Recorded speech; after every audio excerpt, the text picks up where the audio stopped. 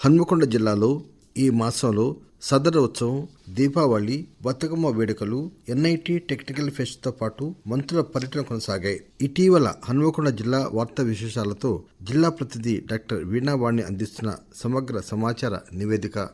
2050 విజన్తో Warangal master ప్లాన్ను త్వరలో విడుదల చేయనున్నట్లు జిల్లా ఇన్ఛార్జి మంత్రి పొంగులేటి శ్రీనివాసరెడ్డి పేర్కొన్నారు. ఇటీవల హన్మకొండలో 2 సార్లు పర్యటించిన ఆయన inner ring road, outer ring road, Bhadrakali ఆలయం అభివృద్ధి, under ground drainage, eco tourism తదితర అంశాలపై కీలక నిర్ణయాలు తీసుకున్నామని అన్నారు.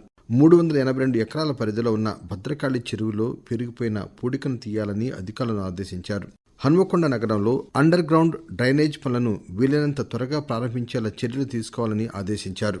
రాష్ట్ర ప్రభుత్వం చేపట్టిన సామూహిక కార్తీక దీపోత్సవం కార్యక్రమం ఆధ్యాత్మిక వాతావరణాన్ని పెంపొందిస్తోందని దేవాదాయ శాఖ మంత్రి కొండా సురేఖ అన్నారు. మంత్రి భక్తులతో కలిసి కార్తీక దీపాలు వెలిగించారు. జిల్లాలో సమగ్ర కుటుంబ సర్వే 2వ దశ కొనసాగుతోంది.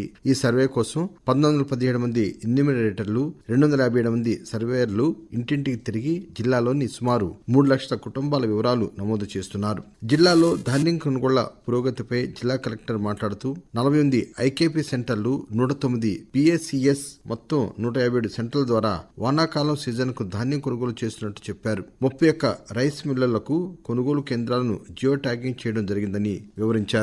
జిల్లాలో ఎస్సీ ఎస్టీ కేసుల పరిష్కారం కోసం అధికారులు సత్వర చర్యలు తీసుకుని 15 రోజుల్లో పరిష్కరించి నివేదిక అందజేయాలని రాష్ట్ర ఎస్సీ ఎస్టీ కమిషన్ చైర్మన్ బక్కి వెంకటయ్య ఆదేశించారు. ఎస్సీ ఎస్టీలకు సంబంధించిన భూముల కబ్జా సమస్యలపై ఇటీవల జిల్లా కలెక్టర్ కార్యాలయంలో రెవెన్యూ, పోలీస్, సాంఘిక సంక్షేమ, ఇతర శాఖల అధికారులతో కమిషన్ బృందం సమీక్షించింది. ఈ సందర్భంగా కమిషన్ చైర్మన్ మాట్లాడుతూ హసన్పర్తి మండలం మునిపల్లిలో దళితుల భూమి సమస్యకు సంబంధించి వారం రోజుల్లో నివేదిక ఇవ్వాలని ఆదేశించారు.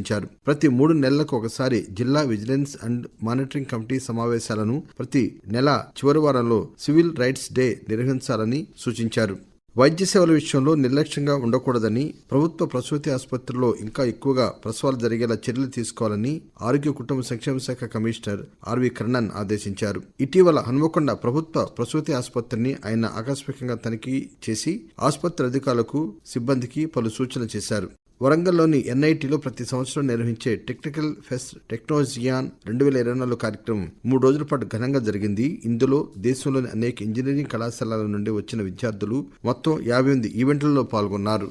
దీపావళి తర్వాత నిర్వహించే బతుకమ్మ వేడుకలు జిల్లా హసన్పర్తి మండలం సీతంపేట గ్రామంలో ఘనంగా జరిగాయి. మొత్తం 3 రోజుల పాటు జరిగిన ఈ బతుకమ్మ వేడుకల్లో మొదటి రోజు నేతకాని కులస్తులంతా చెరువు వద్దకు వెళ్లి రేగడి మట్టి తెచ్చి జోడెద్దుల ప్రతిమలను తయారు చేశారు. ఈ ప్రతిమలను గారెలతో అందంగా అలంకరించి పూజలు నిర్వహించారు. నవంబర్ 2వ తేదీ సాయంత్రం మొదటి రోజున తాము తయారు చేసి పూజించిన జోడెద్దుల ప్రతిమలను ఊరేగింపుగా తీసుకువెళ్లి సమీపంలో ఉన్న చెరువులో నిమజ్జనం చేశారు. చివరి రోజు బతుకమ్మలను పేర్చి సాయంత్రం చెరువు వద్ద ఘనంగా బతుకమ్మ ఆడి నిమజ్జనం చేశారు. హన్మకొండలోని గోకుల్ నగర్ జంక్షన్లో దీపావళి పండుగ తర్వాత ఆనవాయితీగా నిర్వహిస్తున్న సదర్ ఉత్సవాలు సంబరంగా జరిగాయి. రాజ్యసభ సభ్యుడు అనిల్ కుమార్ యాదవ్ ముఖ్య అతిథిగా పాల్గొన్నారు. యాదవ్లు దున్నపోతలతో ప్రదర్శించిన విన్యాసాలు అందరినీ ఆకట్టుకున్నాయి. జిల్లాలో తొలిసారిగా జరిగిన ఈ సదర్ వేడుకల్లో హన్మకొండలోని యాదవ్లు ఉత్సాహంగా పాల్గొన్నారు. సదర్ పండుగను అధికారిక పండుగగా రాష్ట్ర ప్రభుత్వం ప్రకటించింది. రాష్ట్రంలో స్థానిక సంస్థల వారీగా కల్పించాల్సిన రిజర్వేషన్ల దామాషాను ఖరారు చేసే అంశంపై ఉమ్మడి వరంగల్ జిల్లాలో బీసీ కమిషన్ అభిప్రాయ సేకరణ జరిపింది. బీసీ కమిషన్ బృందం నిర్వహించిన బహిరంగ విచారణకు మొత్తం 230 విజ్ఞాపనలు వచ్చాయి.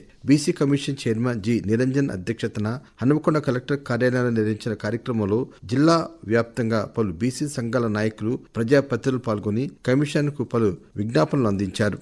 కాకతీయుల కాలం నాటి గొలుసుకట్టు చెరువుల్లో ఒకటైన భద్రకాళి చెరువును అధికారులు శుభ్రం చేస్తున్నారు. గుర్రపడెక్క, మట్టి, ఇతర వ్యర్థాలు చెరువులో పెరిగిపోవడంతో శుద్ధి చేసే పనులకు అధికారులు శ్రీకారం చుట్టారు. భద్రకాళి చెరువుకు గండి కొట్టి నీటిని దిగువకు వదులుతున్నారు. భద్రకాళి చెరువు నీటిని హసన్పర్తి మండలం నాగారం చెరువుకు తరలిస్తున్నారు. చెరువును ఖాళీ చేసిన తర్వాత ఎఫ్టీఎల్ బఫర్ జోన్లను పక్కాగా నిర్ణయించి భద్రకాళి చెరువు పుడికితీత పనులను కూడా నిర్వహిస్తున్నారు.